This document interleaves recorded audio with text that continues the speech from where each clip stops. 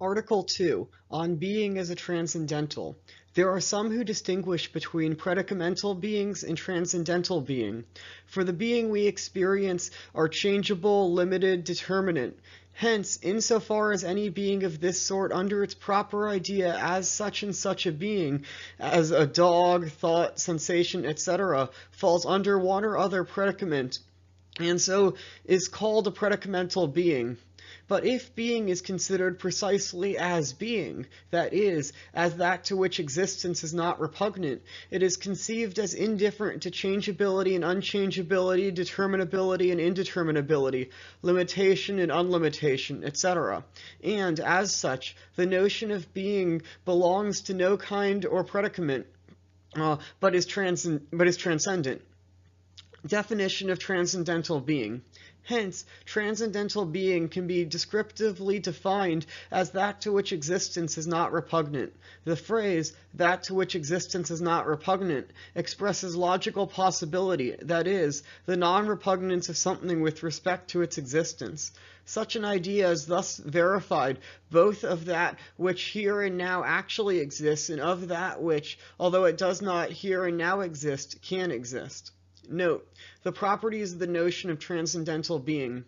To clarify the signification of the word being, the following needs to be noted. 1. Being or thing is a quitative notion, for it is primarily a response to the question, what is this? For two questions can be asked about anything, namely, what is this and is it? The first question is about quiddity, the second about existence. Whatness is also called essence, for essence is that by which a thing is what it is. In intuitive cognition, which we have at least in the case of our own internal acts, we know something as existing. We can indeed abstract from this existence, which is contingent, and ask, what is it that exists? The first distinct essential mark is that we can affirm of this real existent is being, for since essence expresses that by which a thing is what it is, it expresses the ideas that are necessarily associated with the thing as the thing itself, such that without them it cannot be conceived. But the first necessary idea of this sort is that which signifies the subject of which existence is not repugnant, and this idea indeed is being or thing, by force of which the thing is simply a thing and a something, and by force of which a thing differs from everything that is not a true thing, as a being of reason, or a fiction, or nothing, or the impossible. 2. Being is the first distinctly conceivable idea of anything, for it is the first determinable conceivable element. Distinct or determinative knowledge is had when that is conceived, which is included in its essential idea. So, for example, man is distinctly conceived as rational animal, that is, as a substantial being, bodily, organic, sentient, and rational. To the extent that we can, by such knowledge, distinguish something from everything else that is precisely not it, the knowledge is said to be distinct. Distinct knowledge is opposed to confused knowledge, namely, when we do not properly conceive the distinguishable elements so that we cannot precisely say why an animal, for instance, is precisely an animal and not a plant, although we could say distinguish a bull from an oak tree by reason of their non-essential marks. Hence, Scotist says, something is said to be confusedly conceived when it is conceived the way it is expressed by its name, but it is said to be distinctly conceived when it is conceived as it is expressed by its definition. But distinct knowing is had by the definition, which is investigated by way of division, beginning from being until the concept is reached of the defined thing, unquote. So all our distinct knowledge presupposes the notion of being, but being does not presuppose any other distinct real notion. 3. Thus being, among all real concepts, is at least in comprehension or intention, and so is simply simple. A concept is simply simple if it cannot be resolved into two distinct concepts, one of which is determinable and the other determining, and, on the contrary, it is not simply simple if it can be so resolved. So, for example, animal can be reduced to living, a determinable concept, and sensitive, a determining concept. Likewise, living can be resolved into bodily and organic, and body again into substance and corporeal, and substance into being and in itself. One must note that even determining concepts can be simply simple, for although all qualitative concepts cannot be resolved without any subjects that they modify, this subject is not an essential part of the modification itself, but the subject falls into its definition as something added or on or supplemental. See Aristotle Metaphysics, Book 7, 4-5. 4. Being, as scholastics say, is a concept known per se or through itself, and indeed most known. For something simply simple cannot be conceived through anything more known. A concept is said to be known through itself if it can be explained by resolution into other simpler and more known concepts. As St. Thomas says, just as reduction in the case of a thing's demonstrable must be made to principles known through themselves to the intellect, so too in the case of investigating what each thing is for themselves, for otherwise there would be an infinite regress, and so all science and knowledge of things would perish. But that which the intellect first conceives as most known, and to which it resolves all concepts, is being, as Avicenna says, De Veritate 1:1.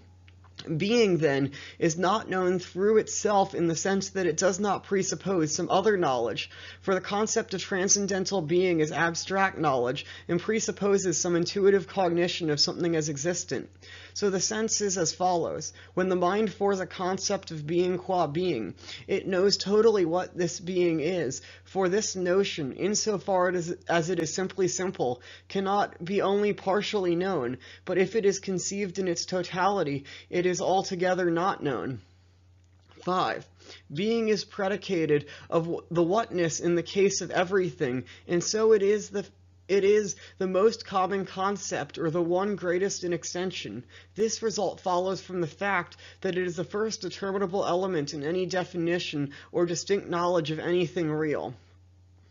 Predication of the whatness of a thing contrasts with the predication of a quality of a thing. A predication in every predication of whatness should be a concept of the whole quiddity of the thing, as a concept of the species, or a concept of the feature which is conceivable as a determinable part of the essence, as a concept of the genus. Thus being, substance, living, animal, etc. are predicated of the whatness of man. On the other hand, to predicate a quality or a state, or to state a qualifying predicate, is to predicate of a thing either some accidental modification or some intrinsic or essential determination. So, for example, finite, corporeal, organic, sensitive, rational, white, created, or the like are qualifying predicates of a man, or predicates of said man as to his qualities. Grammatically speaking, whatever is predicated of whatness is a noun, while whatever is predicated as a quality is an adjective. To the extent that every adjective is derived from a noun, whatever is predicated as a quality is predicated demonstratively or by way of denomination. 6. Transcendental being is not truly a genus with respect to its subordinates, such as the 10 categories, substance and accident, God and creatures, etc., nor is it narrowed down to them by true specific differences. According to scholastics, whatever falls under some genus is in some way a real composite, namely a composite of generic perfection and differentiating perfection, and so, as they say, it is something finite and imperfect. Since God is altogether perfect, and yet nevertheless transcendental being can be predicated of him, scholastics commonly deny that being is a genus, but others prove the same point in another way.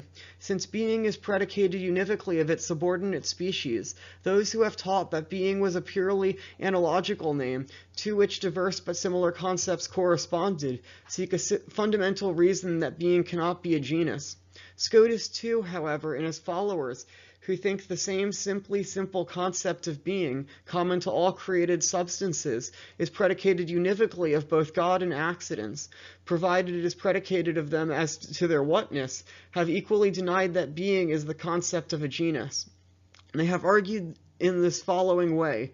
Genus and difference, according to Aristotle, are correlative terms, for genus is defined as, quote, that to which predicated of several things differing in species by reason of their whatness. Topics 1, 5, 10, 102, A31. Therefore, if a common concept to many is not narrowed down by true differences to the things of which it is univocally said, then it is not a true genus. Now, a true specific difference is found if the perfection from which the difference is taken or denominated is not included in the formal idea of the determinable part, that is, of the genus, and vice versa. In other words, the perfection from which difference and genus are taken are ideas formally diverse. So, for example, animal is truly a genus and rational is truly a difference, for rationality, from which rational is derived, is outside the formal idea of animal, and vice versa. The like must be said of substance and immateriality, or of body and living, etc. By contrast, if that which narrows down a highest common idea to its subordinates cannot be conceived, even if considered in respect to the perfection from which it is denominated, without some notion which is narrowed down, then it is not truly a specific difference, but rather an intrinsic mode. Thus, for example, in itselfness, cannot be conceived without the idea of being, but being can be conceived without its modes. Insofar as no being is found in reality without some intrinsic modes, for example, no being exists that does not exist either in itself or in another, then when being is conceived without its modes, namely as being that is indifference to substance and accident, an imperfect concept of beingness is had of any real individual whatever. And such, the Scotists say, is the concept of transcendental being. But when being is conceived according to its intrinsic modes proper to it, then a perfect concept is had of it, and being signifies God and creatures, substance and accident, etc. According to their proper ideas, then we do not have one concept but several, and so the name being thus taken is not univocally predicated of everything, but rather analogically or equivocally. But this whole question of why being cannot be a genus seems to me of little moment, for it is commonly conceded today that a composition in concepts does not argue to a real composition in the thing. For if the formal notion of one perfection, for example knowing, even if the knowing is omniscient, does not include the formal notion of another perfection, for example loving, even if the loving is altogether perfect, then to be sure this fact does not necessarily imply that both perfections have, in respect to the thing, e.g. God, the idea of parts, and so have the idea of being mutually perfectible. But this condition would be required for having composition on the part of a thing. If we were able to conclude anything from the conceptual separability of one perfection from another, then some non-identity on the part of the thing would be proved, as a virtual or so-called formal identity, which we will deal with in the treatment of the formal distinction. But such a non-identity implies neither composition nor imperfection in the being that has those perfections. At most, indeed, a reason is to be sought why one such perfection is to be found in the same thing along with another perfection not included in the formal concept of the first.